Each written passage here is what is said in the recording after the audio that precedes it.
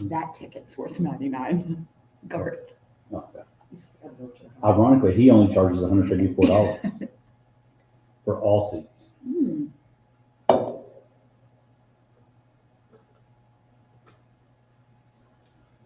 Good morning and welcome to the Hodgepodge Sports Life and everything in between right here on 106.9 The Country Giant. We're brought to you by Lotto Land. We are in our Post Life studio in the Mall of Abilene. The Walkers are walking and rolling. We've got a jam-packed guest list for you again today. We're excited for you. And so, Hodge, Misty, no Josh. Josh is fishing, catching, or just somewhere in between, maybe with our good friends at Reed. But how we doing, Misty? We got Brad Evans in for Josh. It worked out well. We're on a golf committee together, and I was talking to him on the phone and said, hey, what are you doing tomorrow? Bradley E. in the house. Thank you for having me. Thank you for having me. It's Long-time listener, first-time speaker. There you go. It's always We love good. it. Yeah, first time frequent. We appreciate it again. And what he just told you, feel free to download and subscribe to the podcast anywhere you get your podcast, the Hodgepodge podcast. So, lots going on. Misty, how we doing? You are, for those that are watching on Facebook Live, Brad and I did the memo that we should match our drinks, but I'm not a big maroon fan because I like my I'm not sure Pepper. that's maroon, but we'll go with that. Yeah. It's, No, I'm talking about my Dr. Pepper. Oh, No. I went with you. I was like, it's hot pink. Yeah. So, and it even has. I just now realized the stripes down it match your Yeah, pants. that's. Yeah, which was a running joke for when we first started it, was whether or not Misty wore a dress like to the studio going to work. I didn't wear pants a lot in the beginning. There was the running like Yeah. I'm a big fan. Yeah. pants, Wearing pants today for those that are curious. pants are curious, and so lots of going on, a lot of controversial things happening in the world of sports. You wonder, do you talk about it? Don't talk about it, and we feel like we're going to talk about it. So feel free to tune in for that. School has started for you. Your kiddo is up and rolling, going to school. Josh's kids start next week. How was back to school, Billy? Collie, a big 8th grader, she's big man on campus this year until she gets knocked back down next year as a freshman. But it's got to be a big deal. She's a cheerleader, walking the halls of Wiley East Junior High, kind of. Yeah, and athlete. Yeah, she's an athlete. She's an A honor roll student. She's just really everything. Not just saying that she's my kid, but she's an amazing kid. Loves school. She's a little nerd. So yeah, she's just doing all the things, trying out for volleyball. So we'll know next week if what team she made, and so feeling pretty good about that she'll get on a team. And it's always stressful, the team A, B team. Yeah, and are the friends going to be split? Like, we got to have our besties on the same team, and so yeah, it is really and that's stressful. A struggle that you probably know where you land. Your assumption is a lot easier to where you land in junior high, but it's when you become a freshman. Are there folks good enough that now they leave you behind on the freshman team as they go to the JV team? And if you're at a mid-sized small school, that freshman may be good enough. They're going straight to varsity, depending on the rest of the roster, if you will. And the upperclassmen, right. Those classes up above you, are they pretty good? Not very many kids. Is there room for a freshman? Yeah, it's, and I've told her that, next year's going to look different. So enjoy this while you can. Yeah, because when you're in 7th grade, you're competing against one grade. Yeah. 8th grade, competing against one grade. Yeah. The rest, you've got all 4 grades, and it's just so much going on. So hope everybody's traffic, pick up, drop off, all the things. Shout out to my wife. She does a great job on the drop off, pick up at Wiley East Elementary. And so that's always a stressful day too, especially if you are dropping off that kindergartner maybe for the first time, and you don't know which lane to get in. You're losing your mind because you're leaving. Maybe it's your first kid going to kindergarten, or it's your last kid going to kindergarten. It's just another kid going to kindergarten. So be curious. You'll have that before next long. Year, yeah, Cooper's going to kindergarten next year. It is emotional. Yeah. Do you anticipate emotions, feeling anything at the drop off? Or are you like, it's not a big deal? Well, I got to make sure I'm at the drop off, but if I'm there, probably so. Yeah, my wife does a lot of the drop off. Yes. Yeah. But, yeah, So I'll definitely be here. So congratulations, parents, those that have already started. If you've gotten your kids to school, back to school, and they've been returned each and every day, that is a win.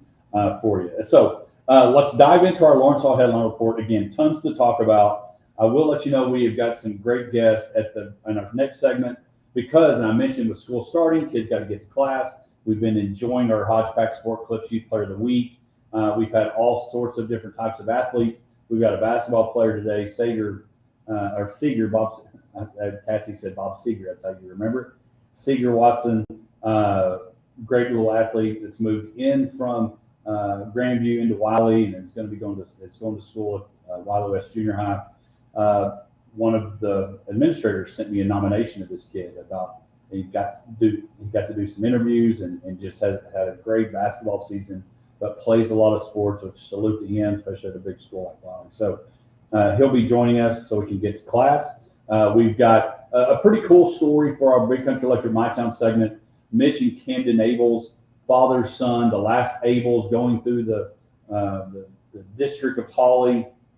They'll be coaching and playing alongside each other as Camden senior year. So I've mentioned Camden in studio later. And then earlier this week, I had the privilege to interview ESPN's NFL insider and fantasy football expert, Phil Yates. We'll be playing part one of that interview. You'll definitely want to listen today. But next week, he gives us fantasy football tips if you're drafting your team. So let's dive into our Lawrence Hall headline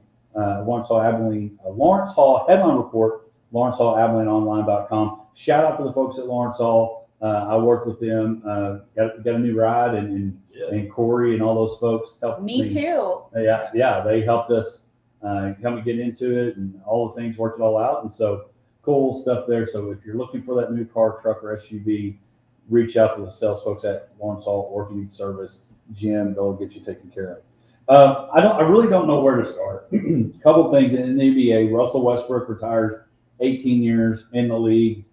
And then the other was the passing of Don Nelson. He passed away after our show over the weekend, 86 years old. And he was the kind of the firecracker, the start of moving the Mavericks in the right direction. I got to watch a little bit of the funeral service, but Steve Nash spoke, and I think some others. But Don Nelson, second winningest coach in NBA history with over 1,300 wins, but was one of the reasons outside of Mark Cuban why the Mavericks started moving in the right direction, and honestly are probably where they are today.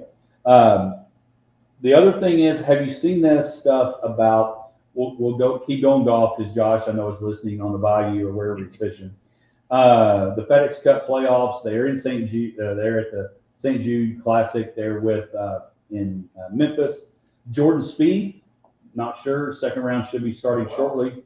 Leader in the clubhouse. Jordan Spieth shooting 5 under yesterday. And the way this works, and I know Misty's following now that she's playing golf once every 6 months, which is a step above once every 7 years. I hit one ball last week. Oh, so it's just that counts. one ball. That counts. I mean, staying with it. That's staying Practice with it. makes perfect. Yeah, one ball a week will get you there. But it's the top 70 you're playing now, move to the top 50 and then the next 30. So Jordan Spieth doing well there. I want to look at, of course, we may get to the Oklahoma Little League disaster, but have y'all seen the issues happening in LSU with Jaden Daniels, DJ Pickett is a cornerback for LSU, and he has worn number 5 ever since he was a wee little man and started playing football. And he says he was promised number 5 from LSU that he could wear it. Well, Jaden Daniels has a problem with this because Jaden Daniels feels like, I don't know if he feels like and I don't know if it's Jaden Daniels or if it's his people that are like, hey, cease and desist using my name and anything, my number and all that. Is his number retired at LSU? No, his number's not retired. Well, then you don't have dibs on that. Yeah, No. then shut your face. That's my thing is, and this kid, you won the Heisman. Congratulations. There's only been 3 Heisman winners at LSU. But you didn't do what Joe Burrow did. You did win a national championship. And deep down, take a little pride. Hey, this kid wants to wear my jersey. I have a problem. What's your thoughts on retired jerseys, period? Cowboys don't do it. We've had 1 million 88s. Drew Pearson. Michael. Des Bryant. And now we have CD. Yeah. Your thoughts on retired jerseys? I think it's a nice honor, but I, as a player who's coming up, if that's my number growing up, I really want to have that number playing. And I like you said with the Cowboys, their history and the wide receiver who's the guy, he wears 88.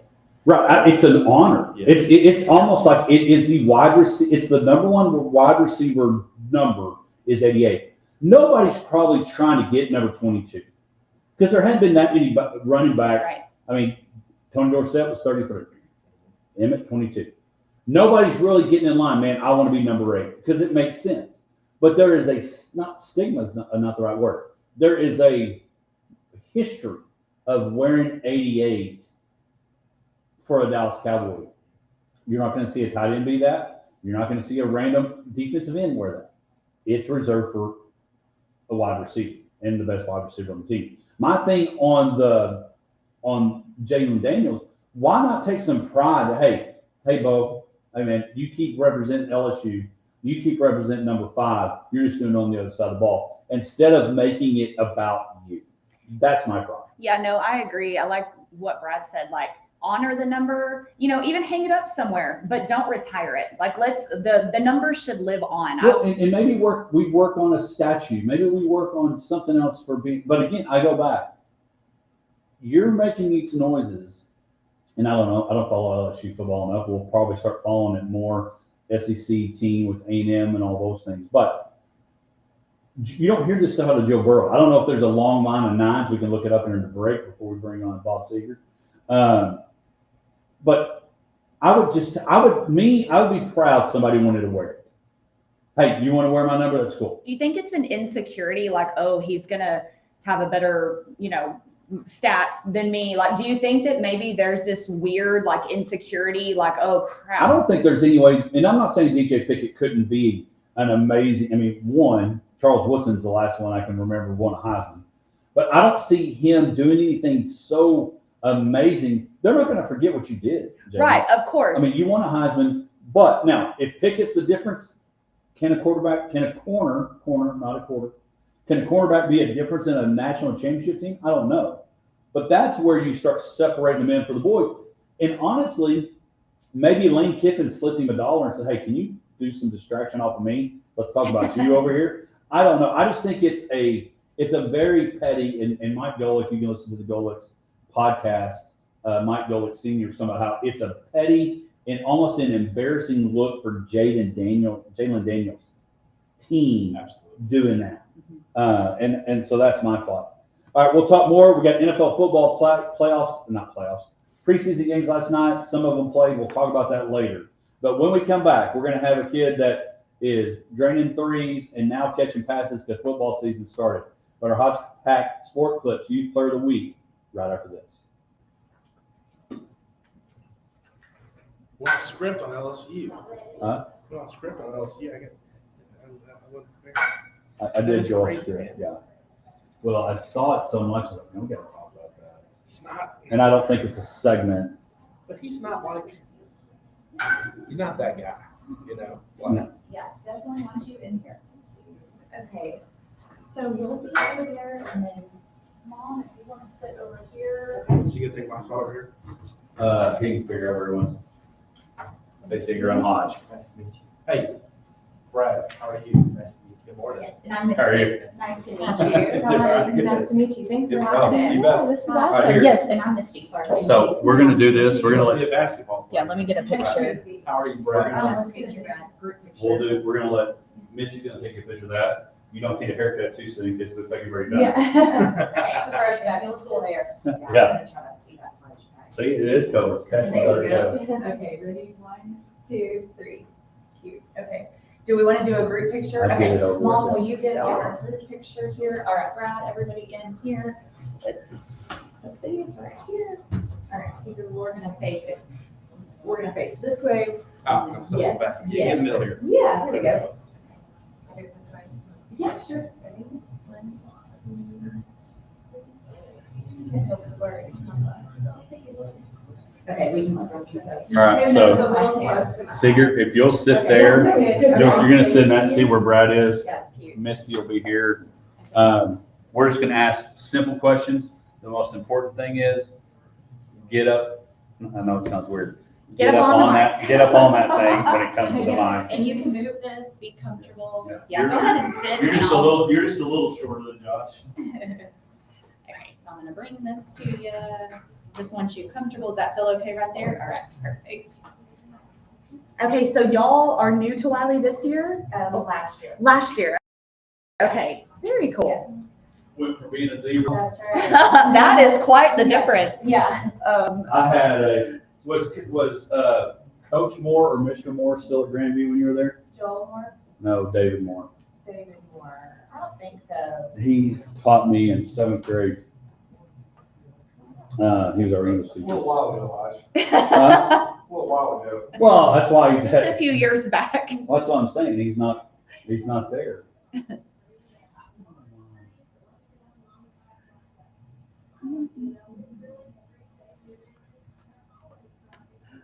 Were you ready to go back to school? Just ready for sports. Yes, yeah. My daughter, she does all the sports and cheers and everything. Uh-huh. And so, yeah, I think she was very ready to get back to all the things that she's involved in. So, In the spring last year, we didn't move in time to sign up for tackle football. So both my boys have always played. So he's ready to get back into yes. that. Oh, yeah. So he's super. That's good. In the big boy sports. Yes, I know. Last, like 7th and 8th grade, you know, it's just so much fun to get to finally. Yes.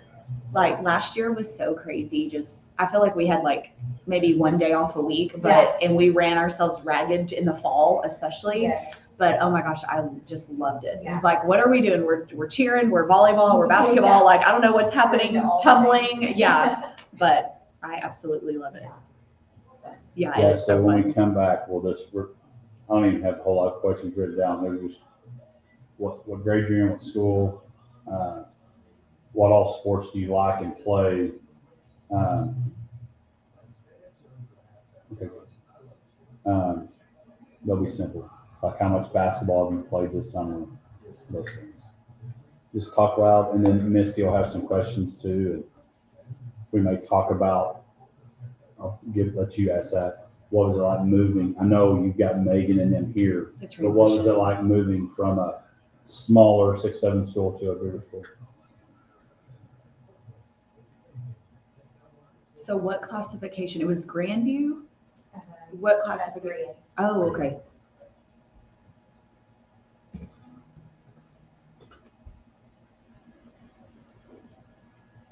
Hold on loosely. The summer is over. The school is back. Hodge, Misty, Brad filling in for Josh today on the Hodgeback. Again, we are excited to have with us again. School started. We talked about that earlier. Our Hodgeback Sport Clips Youth Player of the Week. We appreciate Sport Clips. Saw a lot of people taking pictures with their haircut. As school is back rolling for this kid as well. He doesn't need his free haircut yet because he looks like he's already got the nice little trim. I am going to ask Hodge, Misty, and Seeger Watson. Seeger, I got to ask a question. Is that natural hair color? Yes, sir. Okay, I was just curious. I didn't know we had a big year. If we didn't got anything bleached, like the baseball team bleached their hair. That is So, a valid It question. was a valid question. Valid Like question. Misty's is natural. Oh, yeah, I mean, all of obviously. it's natural. Obviously. But again, we thank our folks at Sport Clips, Cassidy and Joe and Eddie and all the folks at Sport Clips, and I know Amy and Sarah. Sarah actually taught. Brad was making fun of asking Seeger if anybody that taught me was still teaching. Also a valid question. Yeah, valid question.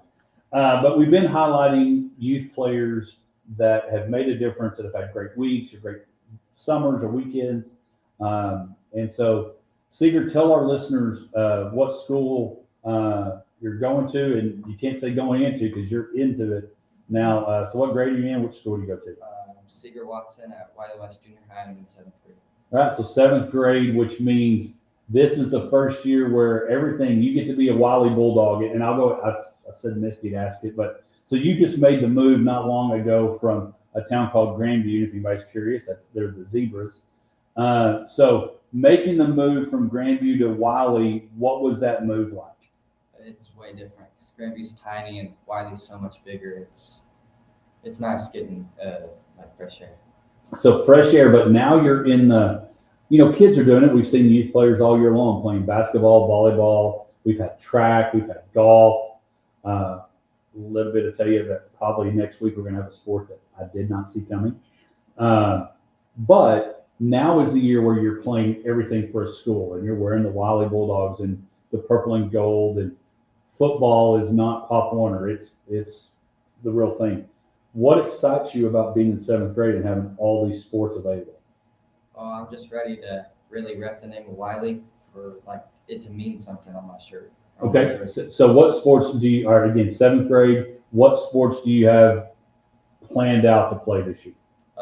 Definitely basketball and football and hopefully track. All right, that's always good because football coaches like hearing track because that means you're getting ready. Do you have any idea what position you're playing in football yet? I've always played quarterback and safety, so that's what I'm going to try and do this year.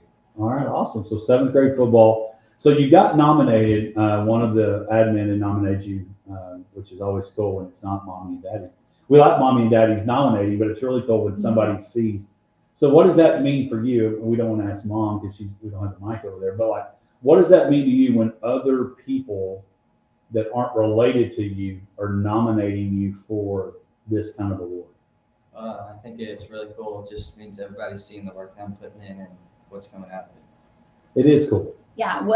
So you moved from Grandview. Can take us through, were there any challenges as you moved, and like what was that transition like for you? Because 6th grade, when you moved last year, that's a tough age. I mean, middle school, junior high, whatever you want to call it now, that's a tough age. So take us through that transition, and were there any challenges last year?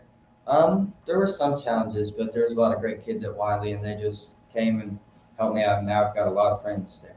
So you felt like they just kind of wrapped you up and welcomed you in, and well, that's awesome to hear. Well, and again, we've got folks watching. Megan Stevenson, I know her and your mom are friends, so having that connection when you move back is always good. So let's talk about one of the reasons that you got nominated was you played a lot of basketball this summer. Can you count how many tournaments or things that you played? Or would that take a while to try to figure all that out? Probably around 12, I think. 12 tournaments, okay. So kind of have some hype. Those that are watching, you're curious, I joke on air while we were getting ready or off air about how you're almost as tall as Josh and where to sit you. So are you a guard? Do you go inside? What do we play? I can do anything, really. That's good. Dirk Nowinski made it where every tall kid. Dirk Nowinski made it where every tall kid wants to go to the 3-point line. And with a name like Seeger Watson, like, congrats on your name. I mean, it's just like, yeah. It sounds like you're going to be famous one day. Yeah, it's very marketable is what she said. Yes. All right, so where are some of the places that you played? What team, what summer team or travel team do you play on? I just started playing with West Texas 1. Where are they based out of? Abilene, but we have kids from everywhere. Okay, who's coaching it? Rob Lloyd. Coach Lloyd. Okay, Coach Lloyd. So how does that work when you have kids all over? How are you practicing? What does that look like? How do you gel? Yeah. We're just once or twice every week meeting. We've got kids driving hours and 10 minutes just to get to practice. It's practice in Abilene? Yes, oh, lucky for y'all. Okay, that's good. That would be tough. Yeah, I had friends that had kids that were on a volleyball team and they were traveling to Fort Worth once or twice a week for practice. So any other local Abilene kids on this team? There are a couple. Okay. So how do you, and I ask this all the time because it wasn't around back in the dark ages as Brad thinks when I played of this stuff. How do you take what you're learning playing with different people and adapt it and bring it to and make your Wiley teams better? I think we're all there just to try and win and get better. And so I think we're all taking each other's ideas and just listen. What sets you apart as a player? Is it your, what's like your best stat, and why should somebody want you on their team? Are we a shooter? Are we a dribbler, passer? I can make the right reads and get downhill, but I'm also a vocal leader. Okay, there you go. And you got to be that as a player. You want that. A coach wants that. Because when a coach knows that they've got a player that may be a coach on the field, whether it's the football field, you say you're playing quarterback, or a guard or some sort of on the basketball court, it makes things better, which puts a lot of responsibility. When you want to be a leader, what do you think? And this is tough. I mean, you get ready because Misty's already said you're going to be famous. what do you think is the most important quality as a leader, even as a seventh grader, to get those folks around you to follow you? Definitely just be likable, have a relationship with all your teammates, don't be a jerk, and just communicate a lot with everyone. Achieve. Jot that down. Put that on a t-shirt. Jot Don't that be down. a jerk. Mom's crying over here. That's really good. You heard it here. You heard it That here. is important because you want to be likable, but then if you build that relationship, when you have to talk to a receiver and say, hey, what you got to go this way, then they don't crumble. They listen and respect you. So that's huge. Do you have a favorite class for those that, since we had a principal kind of nominate you? What's your favorite bookwork class? Oh, probably reading language arts. There you go. Reading is huge. I'm married to a reading teacher, so that's good. So what are you looking forward to most about strapping up the helmet, competing as a Wally Bulldog? Have we started any kind of practices yet? Have we put on pads? We had our first practice yesterday morning, and I'm just ready. I'm ready to hit somebody, really. There you go. That's a good answer on that. Were you nervous? There was, I don't remember the video or the platform. What was it like being interviewed during that tournament? Oh, I think it was real cool. I mean, I had a good game, and then it was real cool because all my teammates were watching behind the door, making faces at me, giving me thumbs up. It was real cool. What is your best game?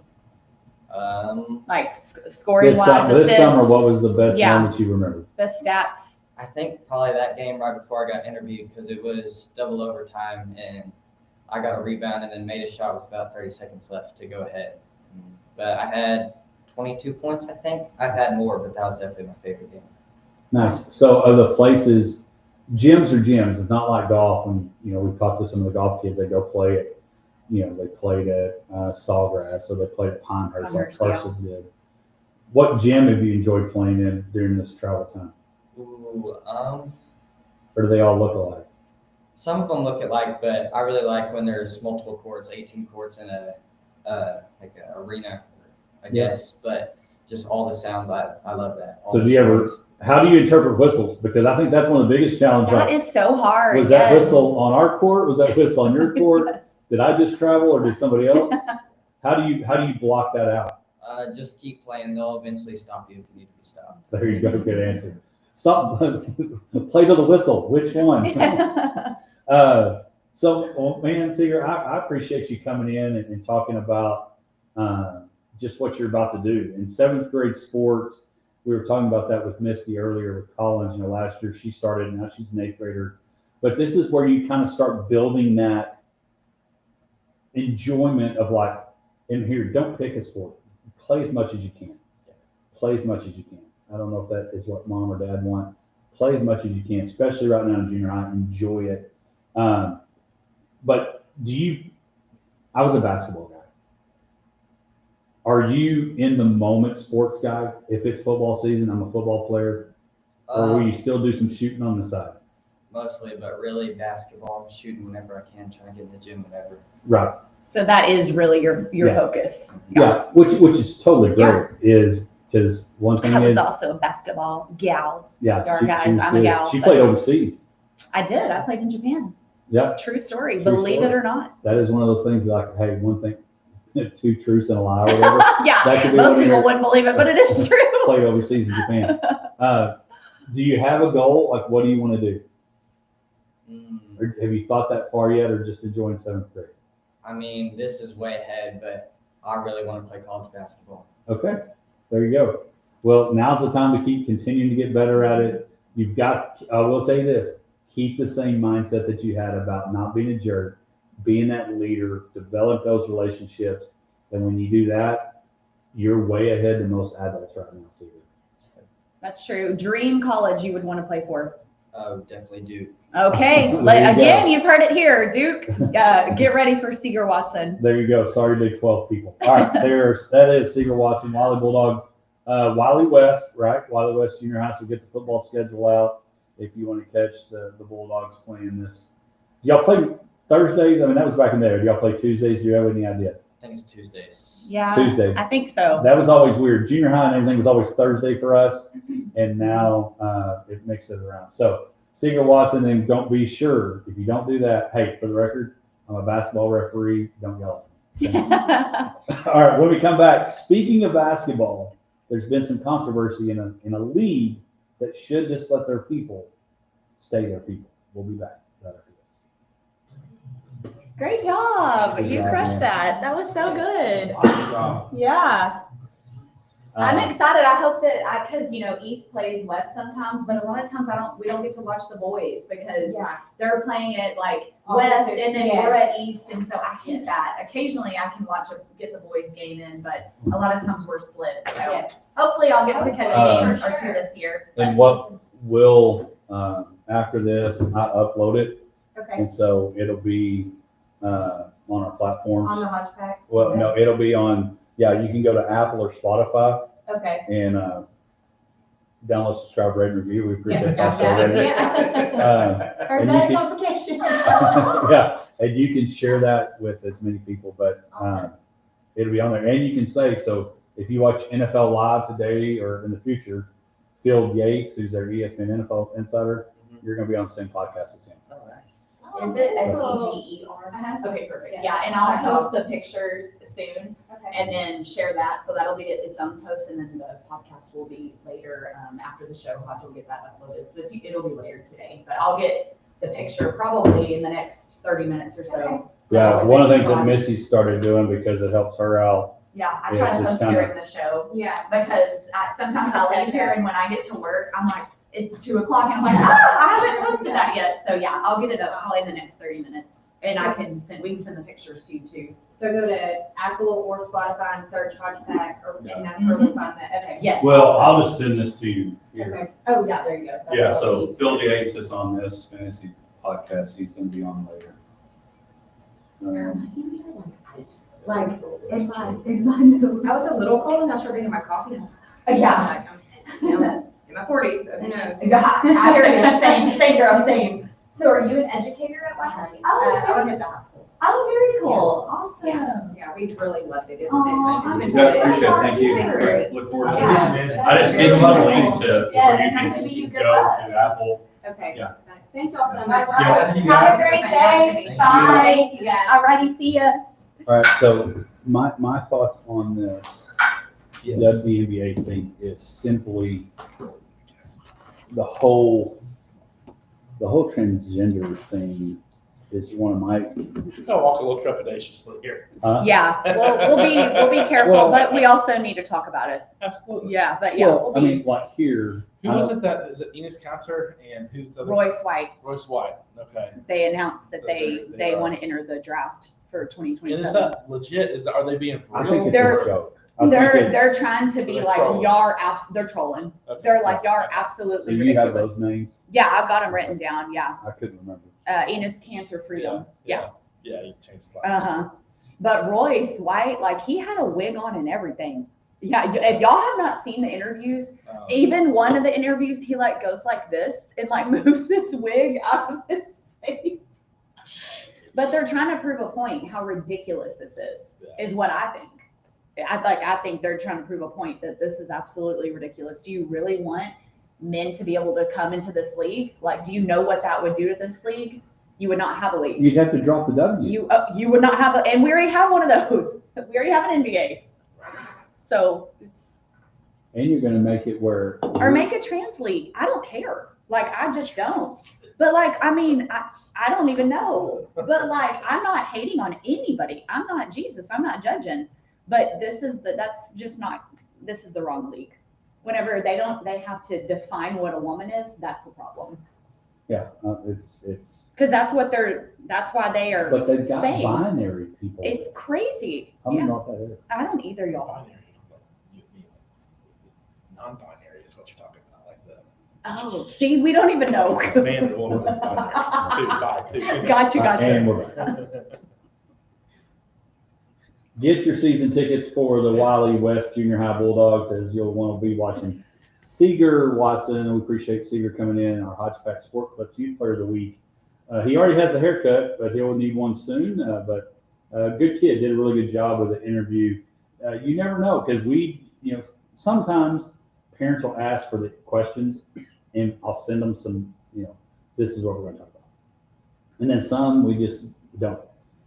Seeger did a really good job. He did. What an impressive kid. Like, you can just tell, like, his demeanor, I don't know. I'm super and salute excited. to Thaddeus and Cassie, the parents on that. Yeah, great job.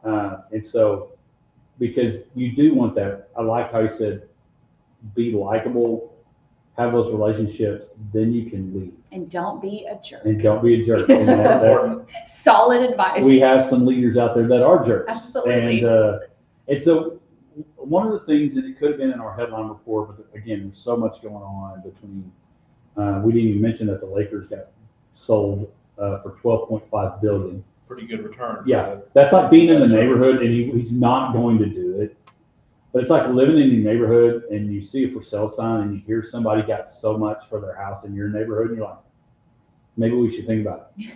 Well, if they just sold for $12.5 billion, if you're Jerry, he's not going to do this. I know that. But I'm like, what can I get for the Cowboys right now? If the Lakers just went for 12.5, What do you think the Cowboys could sell for? 14, 15, Yeah, or you more. think? I think more. You think about 20?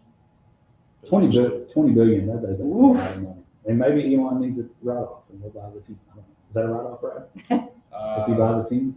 If you buy a team, is that like buying it off? No. No? All right, well. He said, no. No, there you go. Brad's here for also tax advice. But so we've got a lot of things going on, and I thought about leaving it as the headline report. But then I realized it's more than a headline report. It's something to talk about. There was a stretch during the Hodgeback world, probably about 2-3 years ago. We talked about the WNBA because Caitlin Clark and Angel Reese, what they did during that NCAA Final Four run, and then of course South Carolina wins it or LSU wins it, and then they get into the WNBA, and people started buying tickets and selling out arenas. They had to move where the game was originally going to be played to move it to a bigger arena because Caitlin was coming to town. And then Sophie Cunningham comes to the league. Paige Beckers comes to the league. And you've got all these, there are stars in the WNBA. I know Josh may disagree. There are stars in the WNBA. They're on commercials. They're on, they're being talked about. Up until recently, it was about what was happening on the court. Well, now it's on the court, but it's because Sophie Cunningham gets clotheslined, and now their coach is catching a lot of flack because people think they didn't defend, Coach White didn't defend her player the way they thought, and now she's been booed. And then you got Caitlin Clark, and you got other folks on the Fever roster saying, hey, easy, she is our coach, all those things. But there's so much going on. If I were to ask you, Misty, you're a resident female in the Hodgeback world, how would you describe the WNBA right now? Well, it's a rolling dumpster fire right now. So let's back this up. So Sophie Cunningham comes out weeks back, and she comes out and says, and I'm not going to get this right, I don't have it written down or quoted, but basically that she feels like the WNBA, she wants to protect the little girls. She wants to protect females. She feels like the league, you need to be a woman to play in the league. And she's gotten a lot. It's a mixed bag here. Half, is, yeah, thank you so much for protecting our little girls. These little girls that are filling these seats to come see her, Caitlin Clark, all of these players. So a lot of moms are saying, great job. Yes, protect our girls. We love you, Sophie. And then the other half, it has just created this storm of people. Now coaches are wearing, all lives matter, trans lives matter. And Sophie's like, that's not what I'm saying here. I'm not saying, I'm not judging. I'm not knocking anybody else. I'm just saying that I want to protect the little girls in our league. She just wants to protect our league because we all know if we start letting other people in the league, then you should just drop the W at that point in time. So we really have to back it up to weeks before, because that's what started. Sophie says that. Then a couple of weeks after, Sophie's been booed when she's walked in. She's been fouled very hard.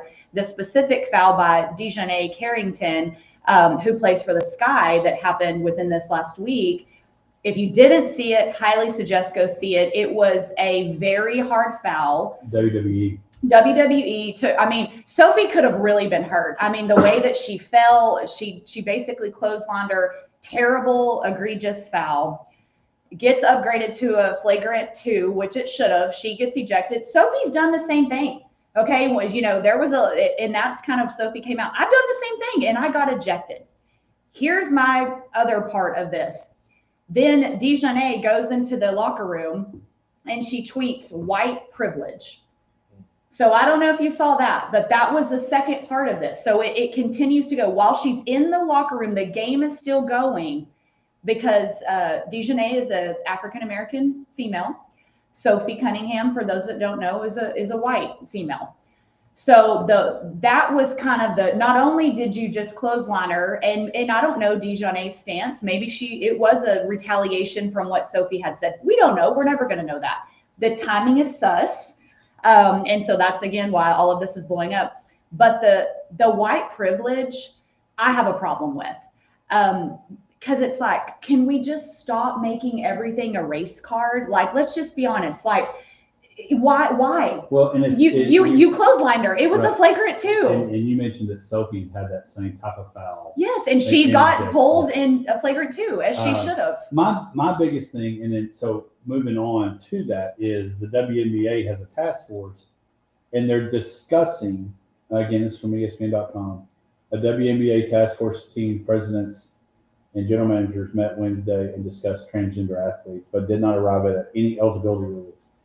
The fact that you're wanting to discuss that in your league needs to be a red flag at all. Yeah, they have to define it now. WNBA, you've got a daughter, Josh's got a daughter. So you mentioned that Sophie making this comment. It's pretty simple. Females play in it, let them play their league, and get it back to what is Angel Reese doing, what is Caitlin Clark doing, what is Boston doing, the player, not the town. I mean, you've expanded your league. You've had new cities add, and if I'm a new city, and like Portland and these that have added a franchise, I'm like, whoa. I'm kind of with you, Hodge, because I feel like over the last couple of years with the Caitlin Clarks and the Angel Reese and the press that they brought, I feel like the WNBA was on an uphill climb for a while, and they kind of stagnated. And this kind of press is not the kind of press that they're wanting. This is driving down. They're alienating. You're not talking basketball, right? And don't get me wrong, there have been some very political stances throughout different leagues. Absolutely. The NFL had the Colin Kaepernick. The NBA had some of their stuff that they've had stances as well. But when you're talking about stances within your league about not wanting, and this is what to me, it's not protecting your own.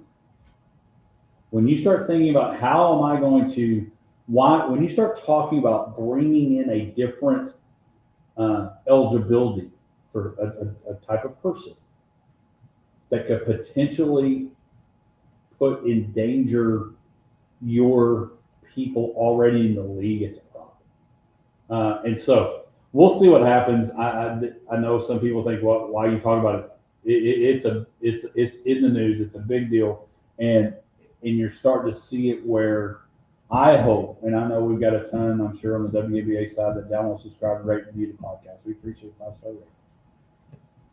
But protect your league. Protect your image. Yeah, because now you've got Royce White. This is the other part of the story. We've got some former NBA players that have come out now and said, okay, I'm getting off the couch. I'm coming back, and I want to be in on the 2027 WNBA draft. And so now this is why. It's a Saturday Night Live joke. Oh, it is. And I mean, Royce, go watch it. He's even got a wig on and the whole thing. And so that's the other problem is now we have former NBA players who are men that are like, okay, cool. Now I've decided today I'm a woman and I'm going to enter the draft. Not okay. Right. Not okay. Yeah. So you better figure out, and again, if I was Portland or Toronto and I started a team just recently, I would be nervous. And it's just an interesting place to be because the WNBA as a business is not a profitable one. Right. They are supported by the NBA. Funded heavily by the NBA. Mm-hmm.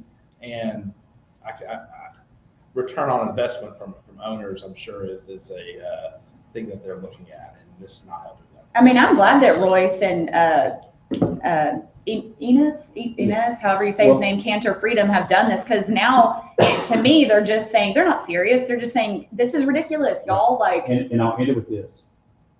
Nowhere in your mind, and it's out, the game. You know, they waited so long for the NBA schedule to be able to be released because they didn't know where LeBron was going. It's been out. We're not going to talk about that. But you can now play and beat Caitlin Clark and Angel Reese on a video game. That would not have happened 10 years ago. That would not have happened 5 years ago. But because of what Caitlin and I say, it was kind of like, you know, Caitlin and Angel Reese and Sophie and Paige and in Boston and, you know, all these folks, Wilson, they have made it to where they're getting into the other realms that they weren't in. Don't mess it up and end up being like some of these signs I see in town where you have to drop a letter. Be smart. When we come back, Missy's back. I think that's pretty safe. Yeah, that's good. yeah. Safe but accurate. Very West Texas thoughts. So Accommodations about chiming in there.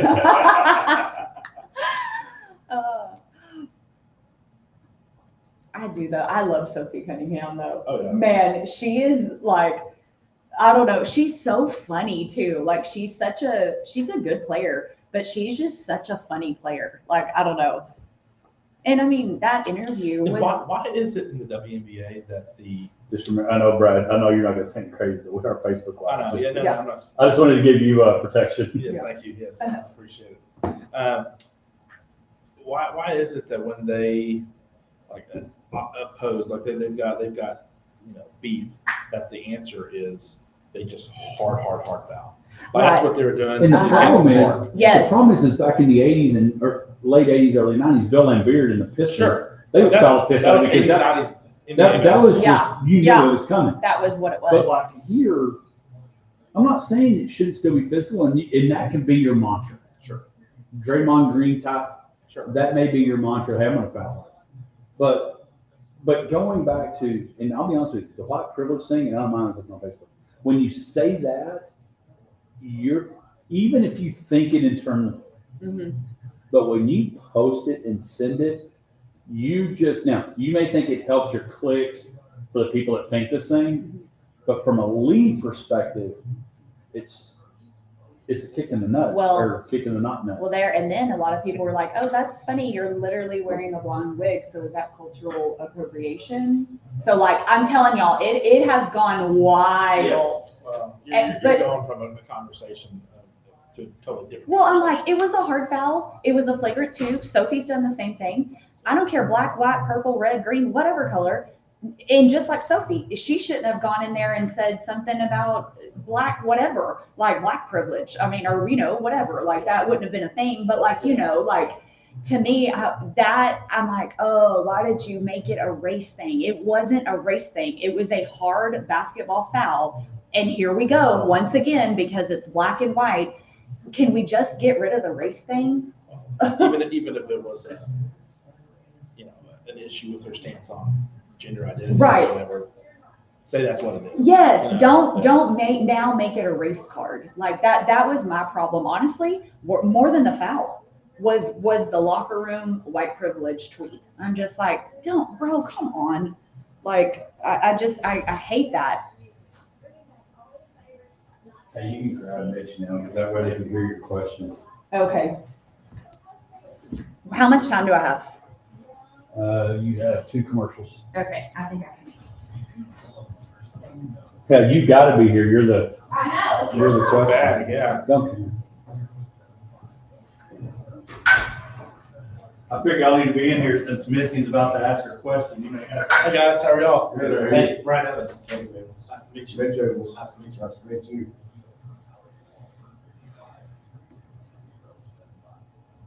How long y'all been here? I'm guest hosting this morning. We've been here, I think, almost 4 years. Well, no, I can tell you, 2 years, because we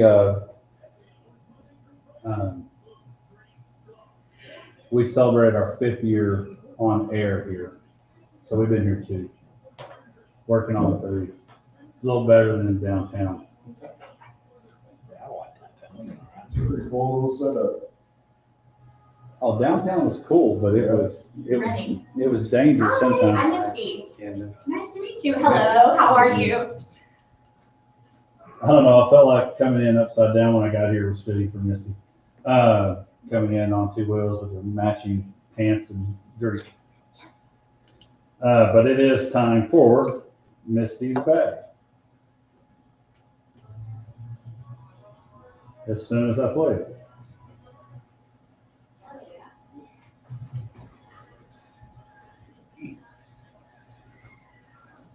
The best time of the week starts now. It is time for Misty's Bag, sponsored by Mulligan's Sports Bar, Grill and Golf, located at 1166 Ben Ritchie Drive. Love Mulligan's. If you're listening and saying, what the heck is Mulligan's? You're not living right in Abilene, Texas. You got to get to Mulligan's. So much fun. I want to remind folks that they have a really awesome climate-controlled patio, and you can have all of your events out there. You know, I've seen graduation parties, baby showers, back-to-school parties, literally all the things. They do not charge for it. You got to put a deposit back that will come off of your bill. But it's just a really, really great space. And this is leading up to my favorite time of the year to be at Mulligan's. Kind of fall is hopefully at some point gonna come. And it's just so much fun being out on the range. Great food.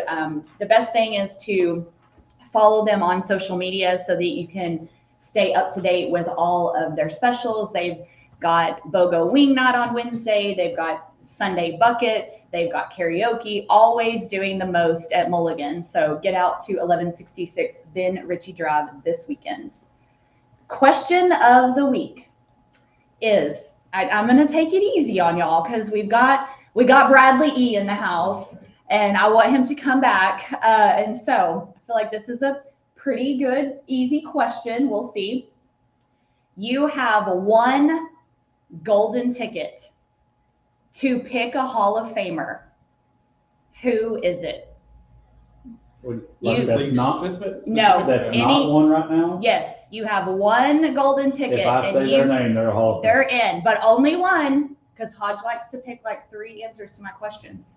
Only one who is not in, not league specific. Who's in? LeBron James. But he's gonna get in. Well, that's the question. He's not in. He's not in currently. Well, mine. My 1 of 7 is Are you saying somebody who is actively retired eligible for Hall of Fame to get in? Anybody. Like, I mean, this is, unfortunately, he's passed away, but it would have. I wish I could make that. I don't know if I could spell. it's, yeah, But PFFFFTTT. couple things. One, it's controversial, but I wish they had done it before he died. Let's Pete Rose. Absolutely. Yes, I think we can all agree on that. And here's why I'm giving you. Here's why my golden See, tickets. he's doing it. Here's why my golden tickets being cut into. He does this every week. My golden tickets being cut up in a couple of different pieces. Shocker. Is 1, Pete Rose. 2, Barry Bonds should be in the Hall of Fame. I will agree with that He's too. a home run king, should be in the Hall of Fame. In football, Darren Woodson should be in the Hall of Fame. 3-time Super Bowl champion, leading tackle, was one of the big reasons in the secondary the Cowboys were who they were. But one, as a kid growing up, who did nothing wrong, he might have taken steroids, but nobody knew they were taking them back then. You did nothing wrong as a kid? No. Oh, I did plenty. This guy. But as a kid, I always wanted to be him. Like me and my buddy Brent and his sister April and my brother Rusty, we played baseball together, and it was always pitch first, bat first, and then you would pick who you were going to be. Well, because the Braves were on TV all the time, it was Dale Murphy. Yep. Dale Murphy needs to be in the Baseball Hall of Fame.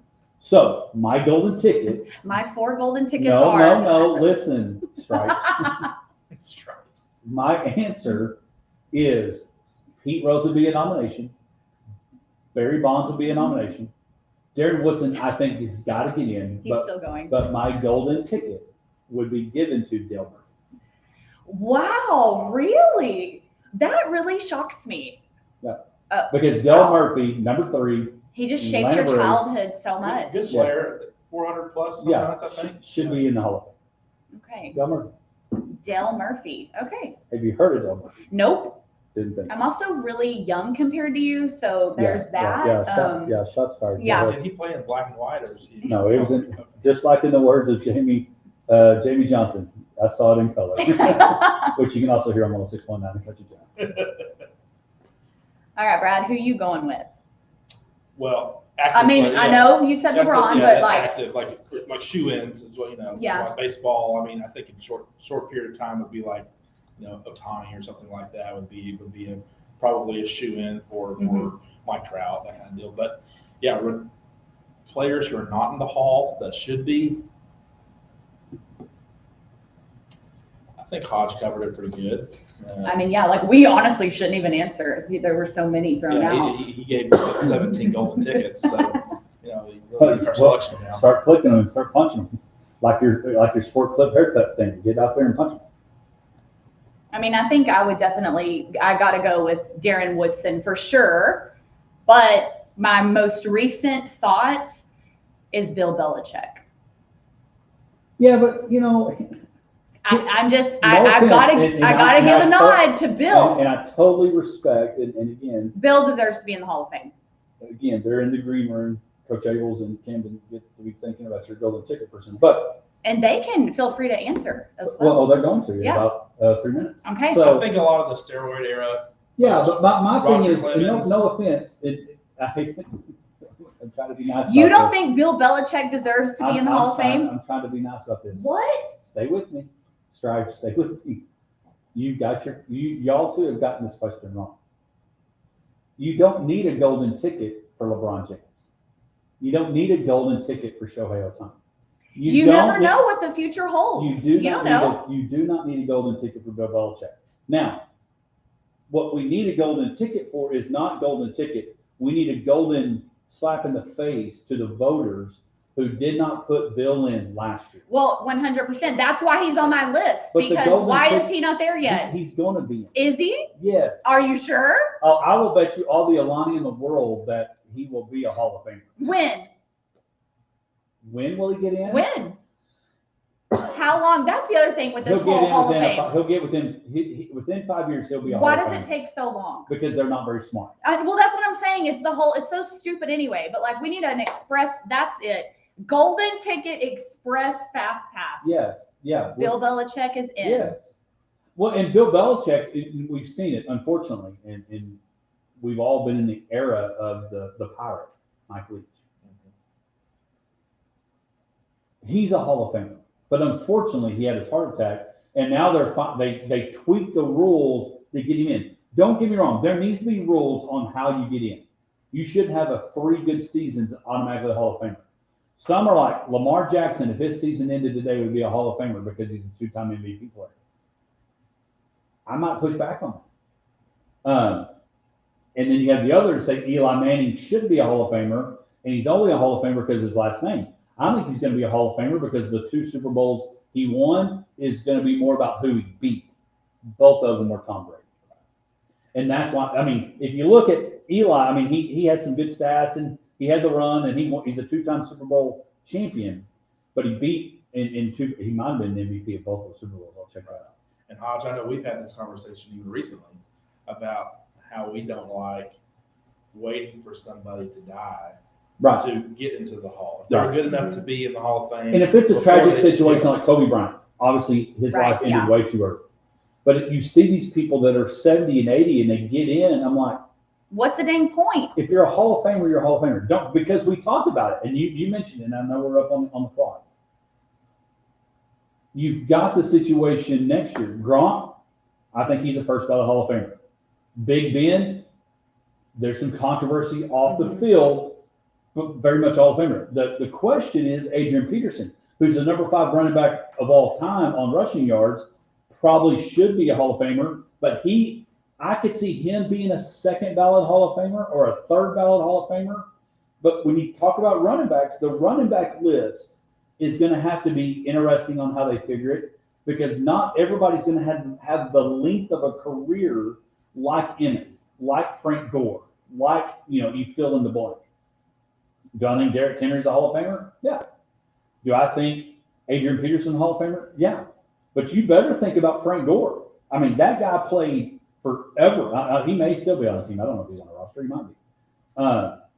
And so my golden ticket is definitely Dale Murphy, but I think on a Bill Belichick front, you're right, Misty, in that these people that get votes, whether it's the Heisman vote, MVP voting, or Hall of Fame votes.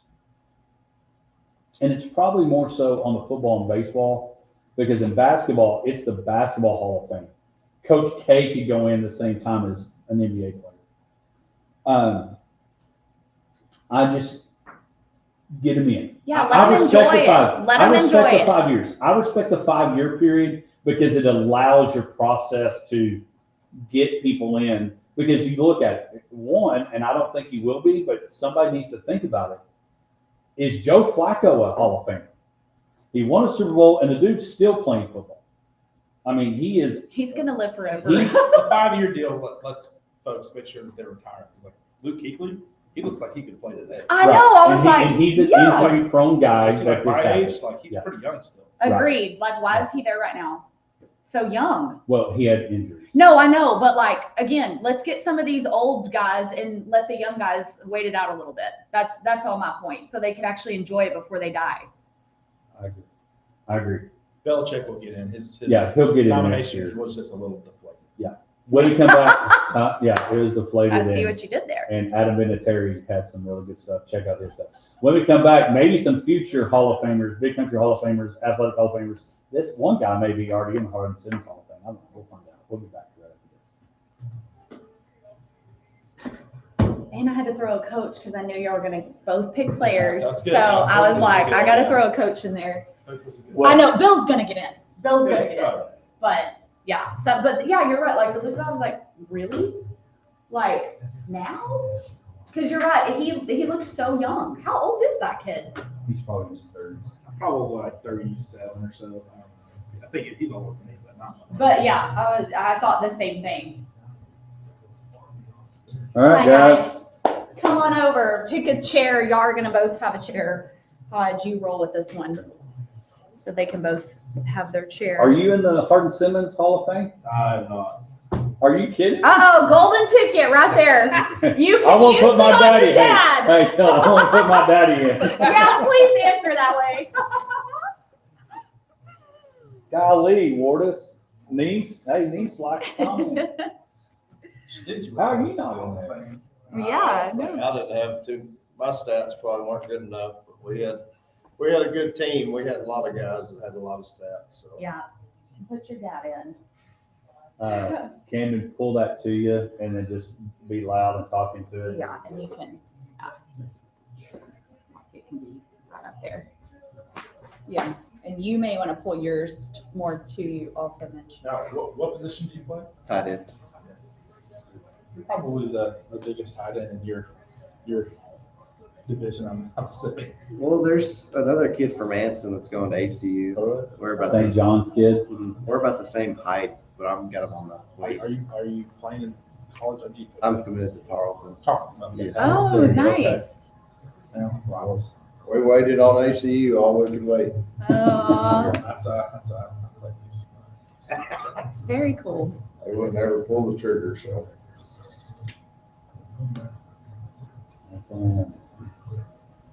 Well, they'll regret it when you score a couple touchdowns on them. Right?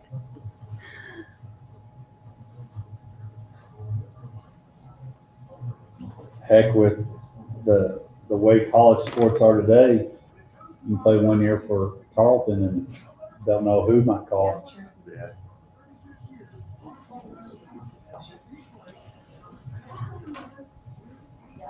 Saw scrimmage last night. No, we go today. We go to Clyde today. I know the Badgers in Haskell. Yeah, I saw a little of the highlight splits. So was Coach McElmore battling cancer or what? He He I didn't had know that. some kind of throat cancer a while back. I didn't know I think it just kind of, Well, this one has this. I didn't know he was in any kind of trouble. that. Right. I thought he was in remission. But I Was he guess- still coaching or is he done? No, Maybe he- retired. After half the way, he stepped away. I think he was planning on coming back. I usually do that. I feel like I just gotta keep coaching because the ones that seem like they get out, they Get sick? get sick and don't last very long, so just have to do it forever. Oh, I'm sure. That's what Belichick and Dick Vermeil, head coach Snyder went back to K-State. They're telling how old he was. Yeah, he did it for a long time.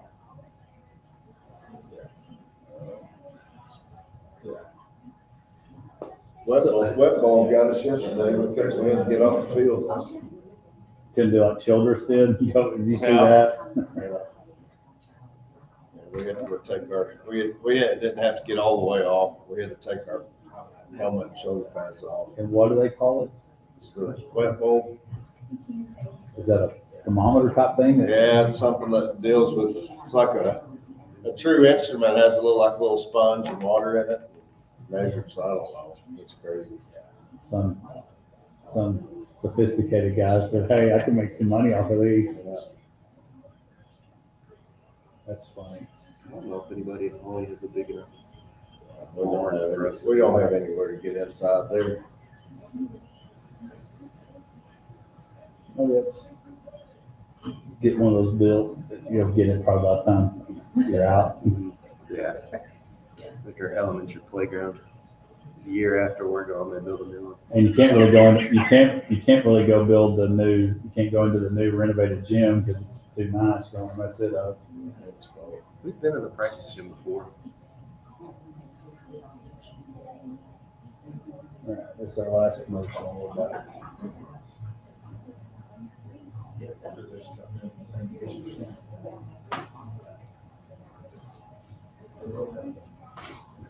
It's hard for me to keep up with who's in the Hall of Fame and who's not. Yeah.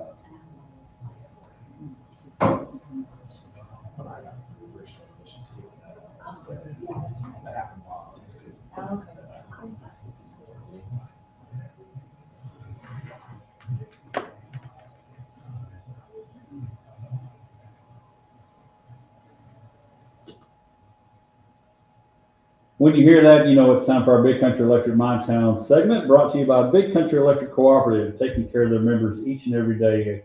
Roby, Snyder, and Stanford, and across that nice Rolling Plains area, taking care of their members. We appreciate them and all that they do. We highlight a local player, coach, or program, and today we're doing all three. We're highlighting the coach, the player, the program of the Holly Bearcats. Joining us in studio has been a number of times on our Pest Control phone lines, but today in our Potosi Life studios, head football coach, athletic director at Holly, Mitch Abels, and his son Camden. Guys, appreciate you making the journey over. Thanks for having us. All right, so we'll let you answer Misty's question. Camden, we gave you an easy answer. Golden ticket, you can get anybody in the Hall of Fame. Who are you putting in? I'd say Julian Edelman.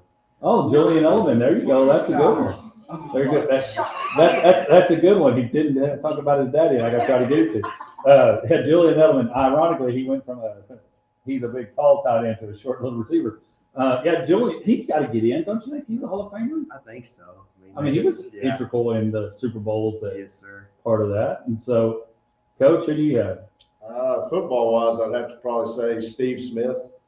Oh, He yeah. used to play for the Panthers. Yeah, he's a good one. Little fiery guy. Baseball, there's a bunch of them that should be in there. Yeah, a lot of unfortunately, the steroid era people should be in. We didn't mention Mark McGuire could be one of those as well. Pete Rose should have been in a long time ago. Right. Yeah, Pete. And now they'll probably put him in like many years after he passed. And so Clemens is another one. Roger Clemens is a great pitcher. And so a lot of those, you're fortunate, Camden, I'm going to tell you that was an easy question because sometimes Misty's question has to do with some crazy stuff. We'll see if she can think of one while we're doing this interview. But, Coach, I know y'all have had some different segments, and Coach Abels has been there starting year 13. 13 at Holly. Yeah. So you had to be what? Kindergarten, I guess. Started kindergarten. All of your educational years at Holly. And so Mitch, you were kind of a huge integral part of turning this program in the direction the state champion now. What does it mean being that longevity at one spot and being able to create that success and be the respectable program Holly is across the state? I mean, it means a lot, you know, being from a coaching family and knowing coaches, and seems like you're relocating every 3 or 4 years, it seems like. And, you know, I've been at Hereford for 3, Seguin for 4, Mount Vernon for 3, and then, you know, landed at Hawley. And, you know, it's cool to say that you've seen a whole class grow all the way up through school, you know, from kindergarten to their senior year. So it's a testament to my coaching staff. I got some of those guys that have been with me the whole time. And, you know, just watching these kids grow has been a blessing. So Camden, you've been everything probably from ball boy, water boy, towel boy, go get that Dr. Pepper on the Kentucky, go get all those things. But now you had the privilege. Not everybody gets it. You got to play your brother Keegan for a stretch too. But what has it been like growing up? Because most coaches' kids get a T-shirt quilt made because of where their dad's been. You're fortunate enough the T-shirt quilt will be the same school. What has it been like having that, as Josh likes to say, the journey of being in one spot the whole time? I mean, it's really nice. I mean, I've got to learn the playbook throughout the years.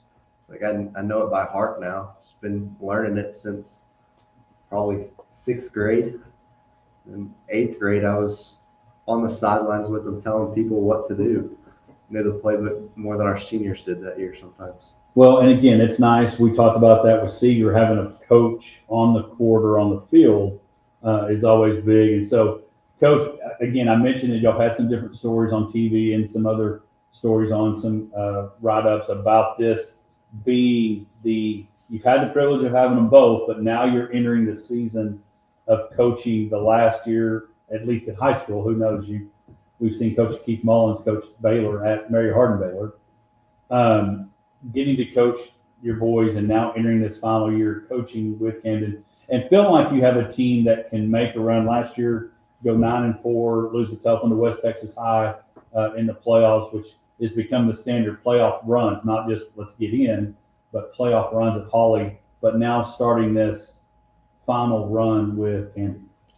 I mean, I need time to slow down because I know it's going to go by way too fast. But you know, it's going to be a cool deal. We're going to make the best of it, and you know, we do have a chance if we can stay healthy and the ball bounces our way a few times. We get a chance to play a while in the playoffs. And you know, these kids are working. It's probably one of the hardest working groups we've had so far. You know, I've talked many times before where we've stacked a lot of practices together, and I'm happy with the way our practices are going. So we're looking forward to this year, and we'll get a good test from Clyde tonight in our scrimmage. So, well, and Camden, let's talk about you. Last year, one of the things that your season ended in track, you won state, correct? Yes, in sir. Discus. Mm-hmm. Yes, sir. So you in your junior year on the note of being a state champion, now rolling into your senior year of football, and you play basketball and do track.